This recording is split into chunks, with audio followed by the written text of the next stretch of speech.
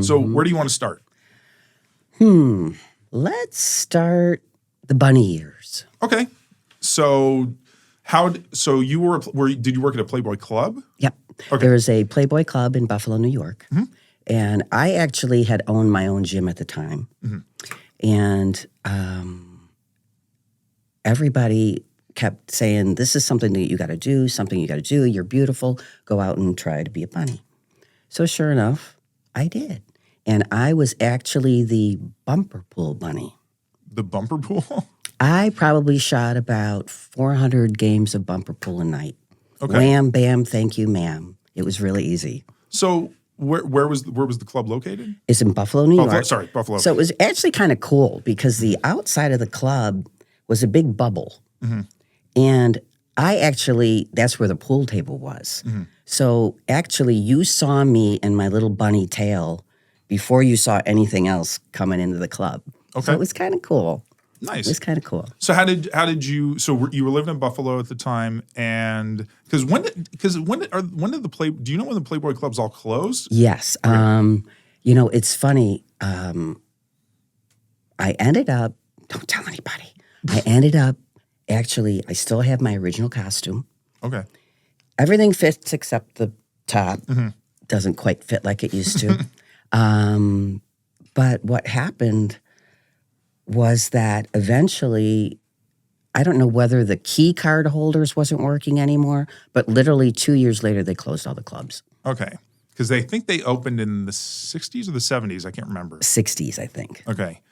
This was like in the 80s. Yeah, because I had my daughter, so it was in the 80s. Okay. Early 80s, I was a Playboy bunny. So you had a gym at the time, and you owned it, or you managed? I owned it. You owned it. So why did you decide to go to the Playboy Club to start working there? What was it that? Because when they were looking for bunnies, all of the gentlemen, of course, at my club said, well, you need to do this. Okay. And I'm like, I don't want to be a Playboy bunny. But lo and behold, I did. Yeah. And the clubs I can't remember how linked they were to the magazine in regards to like, did a lot of the women that worked there end up posing? Yes. Okay. Yes. Tons of stars would always come. And Buffalo at that time was pretty well known because of the Niagara Falls, the whole connection and things like that. At that time, we had O.J. Simpson. The Bills were doing great.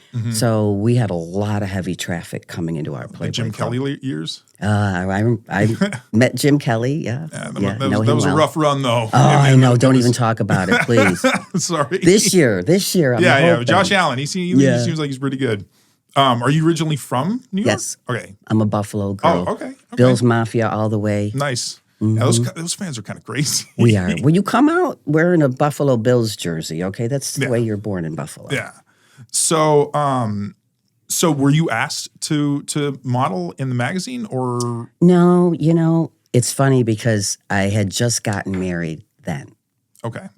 And actually I ended up getting pregnant, and that was another reason I had to quit. Oh. So yeah. Unfortunate. Okay. Yeah.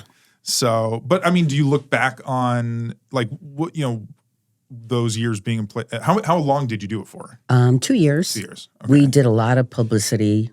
We were all over Buffalo, Canada. Canada, again, from Buffalo is a 20-minute ride. Yeah. So we would do a lot of things like that. A lot of publicity. I did get to meet Hugh Hefner. He did come to our club a couple of different times. I wonder. I don't know. It's weird. When I would see him on his show and stuff, he seemed very low key. I don't know if he had more of like this quiet kind of. He's actually very quiet. Elegance and just like he's cool. He doesn't come in and own the room in a way. Right. He likes to just sit back and watch. Yeah. Well, he orchestrates, I think. Well, yeah, I'm sure. And it'd be interesting to see like what his involvement in the clubs were like. Obviously, I'm sure, every club had a manager and had a GM or whatever, and maybe but were they franchised? Yes. They were. Okay. Yes. So they weren't all owned by the company. No. Interesting. And it was very, very strict to the T. I mean, you were measured for your suit. We had what was called a bunny mother.